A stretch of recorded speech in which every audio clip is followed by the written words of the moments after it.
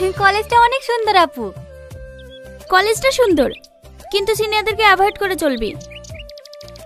কেউ যদি তোকে ডিস্টার্ব করে তাহলে প্রিন্সিপালকে জানাবি। আমাদের প্রিন্সিপাল অনেক ভালো। ঠিক আছে আপু।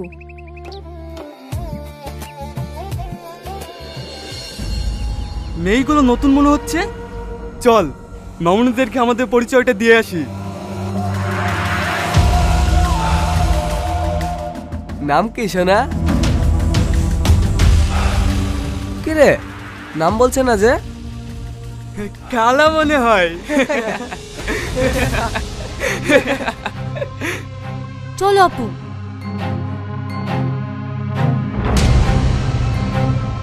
মালটা তো দেখছি অনেক ঝাঁজ।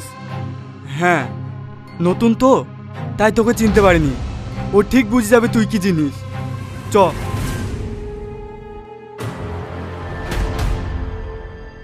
গুড মর্নিং সবাই। আজকে পড়াবো বিশ্বের ভাষা ও পরিবার। বসো বসো, তোমাদেরকে একটা সুখবর দিতে এসেছি। স্যার, আমাদেরকে ঘুরতে নিয়ে যাবেন নাকি? না না, আমাদের কলেজ থেকে এবার ম্যাগাজিন বের করা হবে। তোমাদের ক্লাসের কেউ যদি লেখালেখি করে থাকে তাহলে তার নিজের লেখা আগামী 2 দিনের ভেতরে জমা দেবে। কোন স্যারকে জমা দেব? কোনো স্যারকে না, রোহনকে জমা দিবা। রোহন এগিয়ে সেই উদ্যোগ না নিলে আমরা ম্যাগাজিন প্রকাশনে পিছিয়ে থাকতাম। স্যার, আমার লেখা তো প্রেম ভালোবাসা নিয়ে। আমার লেখা নেবেন তো? নেব না কেন? সাহিত্য তো প্রেম ভালোবাসা মায়া নিয়েই তৈরি হয়।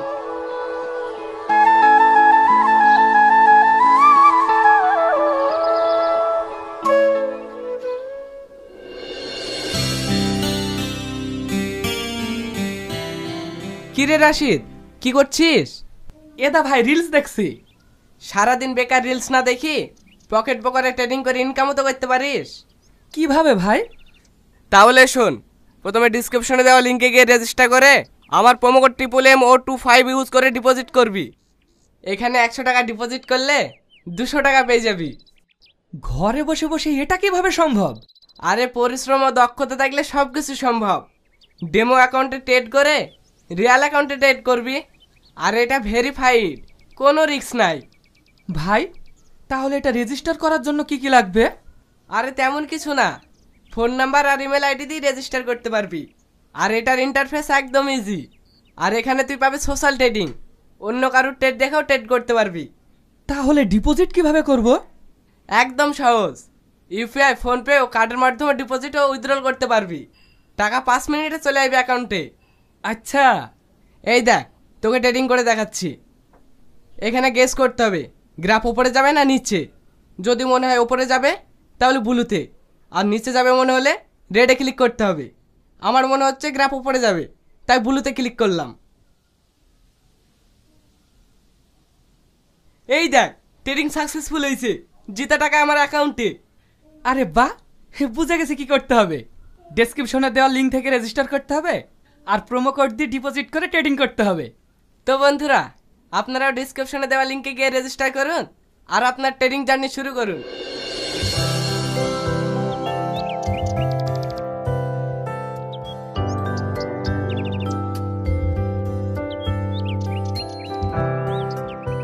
রুমি, ওই ছেলেটা কে রে?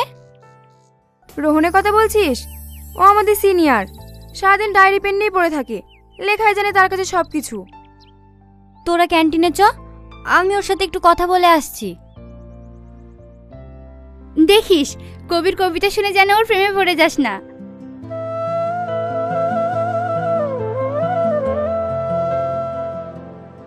শুনছেন? এদিকে আপনাকে বলছি। হ্যাঁ বলো, তোমার কোনো লেখা জমা দিবা নাকি? না, আমি কবিতা লিখতে পারি না, আপনার সাথে একটু কথা বলার জন্য আসলাম। ও, তুমি চাইলেই তো লিখতে পারবে।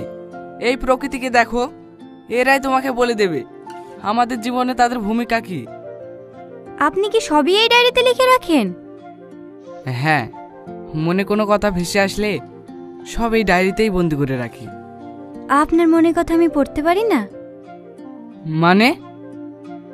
আপনার ডায়েরিটা একটু আমাকে দেবেন, যদি লেখাগুলো পড়ে আমি কিছু শিখতে পারি। ডায়েরি? হ্যাঁ, পরে কালকে আপনাকে দিয়ে দেব।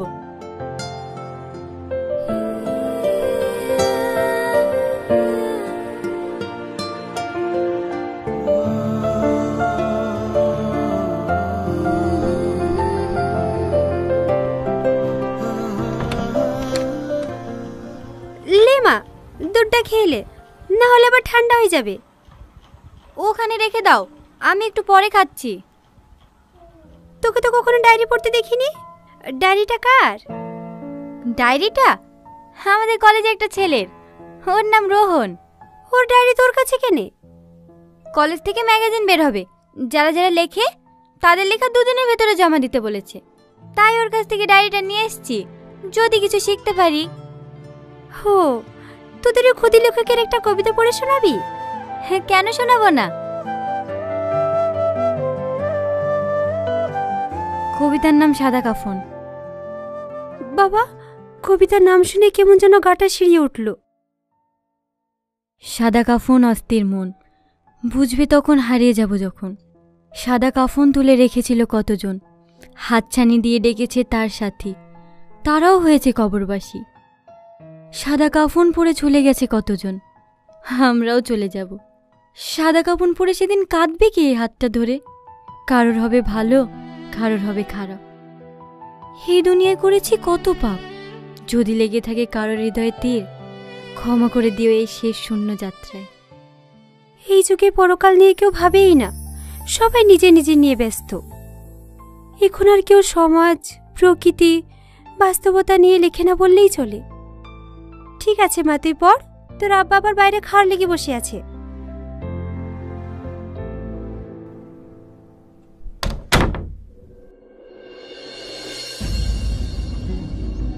মামনি, এখানে কার জন্য দাঁড়িয়ে আছো? যার জন্য দাঁড়িয়ে থাকি, আপনাকে দেখতে হবে না। সেদিন তো না আমরা বলে চলে গেলে, আজকে অত সহজে যেতে দেবো না। আপনি এখান থেকে যাবেন না প্রিন্সিপালকে ডাকবো? না না, প্রিন্সিপালকে ডাকো না, আমার প্রিন্সিপালকে ভীষণ ভয় লাগে। একটু কাছে এসে, দূরে যাচ্ছে কেন?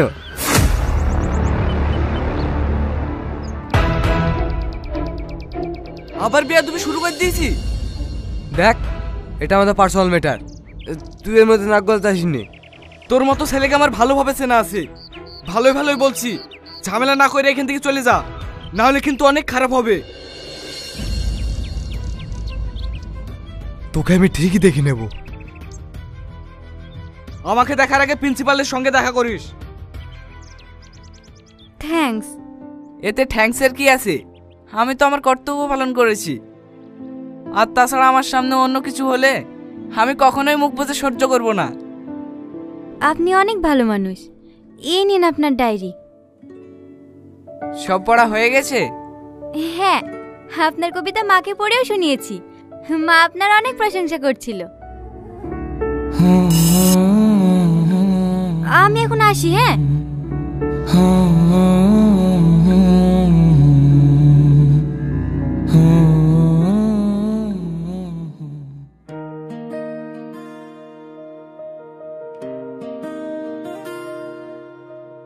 ভাই। হ্যাঁ বল। তোমাকে একটু আমার সঙ্গে কলেজে যেতে হবে। কলেজে? কলেজে আবার কি করতে? কিছুদিন আগেই তো কলেজ থেকে ঘুরে আসলাম। তুই আবার কিছু করিস নাকি? তেমন কিছু না, তুমি তো জানোই কিছু না করলেও আমার দোষ হয়। হ্যাঁ হ্যাঁ, সে তো আমি ভালো করেই জানি তুমি কেমন। ভাই, এবার মতো চলো। ঠিক আছে ঠিক আছে, কালকে যাবো। যা তুই ভিতরে যা।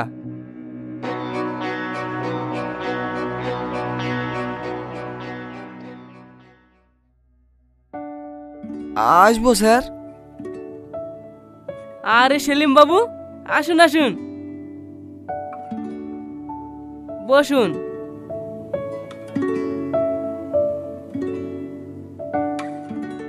হঠাৎ কলেজে কি মনে করে? কি করব, ছোট ভাইটার জন্য মাঝে মাঝে কলেজে আসতে হয়। আপনি বলে ওকে দেখা করতে বলেছেন। ও, আমি তো শুধু ওকে ডেকেছিলাম, বকবো বলে ভয়ে সঙ্গে করে আপনাকেও নিয়ে এসেছে। বেয়াদব একটা, কলেজে ওপেনে স্মোকিং করে, কোনো স্যার কিছু বললে মুখে মুখে তর্ক করে, আবার মেয়েদেরকেও বিরক্ত করে বেড়ায়। কিরে, তোর নামে সব কি শুনছি? তুই যে বললে কিছু করিসনি। স্যার, ছোট তো তাই ভুল করে ফেলেছে, এবারকার মতো ক্ষমা করে দে। স্যারের কাছে ক্ষমা চা। স্যার, আমার ভুল হয়ে গেছে, নেক্সট টাইম এরকম আর হবে না। তোমার ভাইয়ের কথা শুনে শেষবারের মতো ক্ষমা করে দিলাম, পরের বার যেন তোমার নামে কোনো অভিযোগ শুনতে না পায়।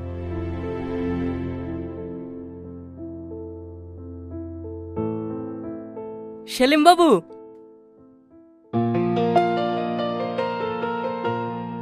কালকে আমাদের কলেজে একটা ছোট্ট অনুষ্ঠানের আয়োজন করা হয়েছে, আপনি অবশ্যই আসবেন।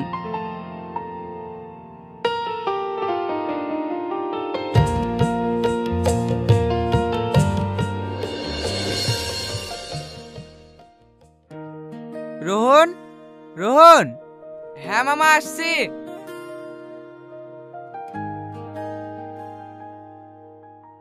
কি ব্যাপার, এত সকাল সকাল কোথায় যাচ্ছ? আজ কলেজ থেকে ম্যাগাজিন বের হবে তো, তাই স্যার সকাল সকাল আমাকে যেতে বলেছে।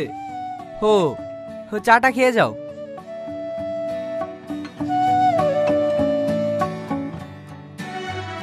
ওগো, আমার মানি ব্যাগটা নিয়ে আসো তো।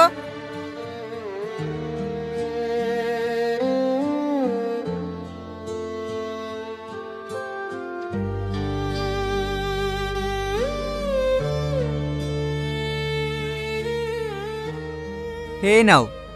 না মামা, থাক। আরে ধরো তো।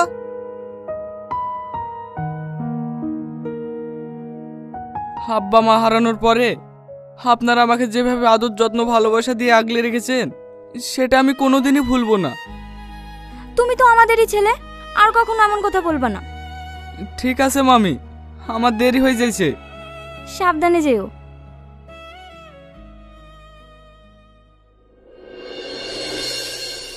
এইবার মঞ্চে ডেকে নেব আমাদের কলেজের গর্ব, খুদে লেখক রোহনকে। রোহন, তুমি মঞ্চে এসো।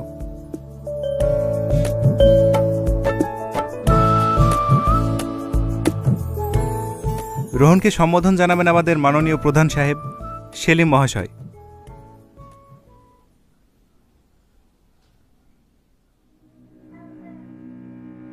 সরি স্যার, আমি এনার হাত থেকে সম্মানপত্রটা নিতে পারবো না।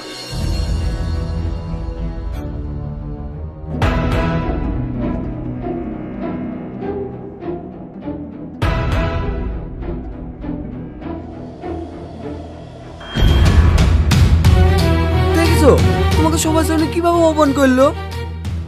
আবার জানো ম্যাগাজিনে তোমার নামে কি লিখেছে?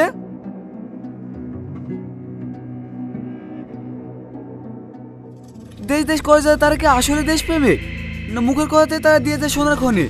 যারা নিজে নিজে বলে আমরা দেশের গর্ব, তারা নিজের নামে ঢাকঢোল পিটে নিজে নিয়মর্ম। দেশের গর্ব হলো তারা যারা রাত জেগে দেয় বর্ডারে পাহারা, তারা নয় যারা রাজনীতির নামে স্কুল কলেজে গিয়ে গুন্ডামি করে। শালার এত বড় স্পর্ধা আমার নামে লিখেছে। এই শাইনটা শালাকে এক্ষুনি তুলে নিয়ে আয়। ঠিক আছে ভাই।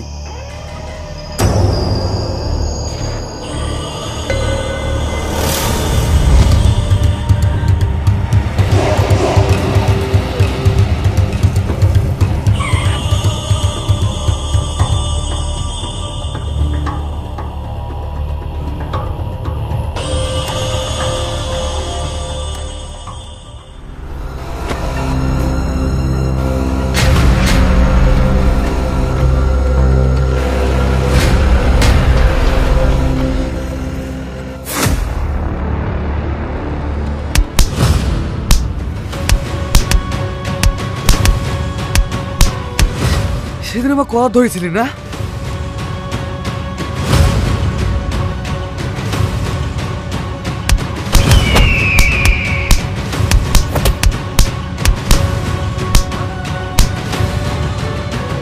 তোর এত বড় সাহস, আমাকে অপমান করিস?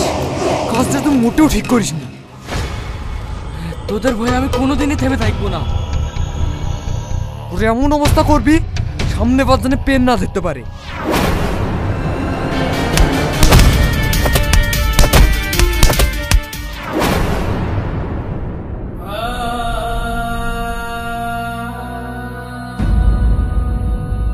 আমরা স্বাধীন হয়েও পরাধীন।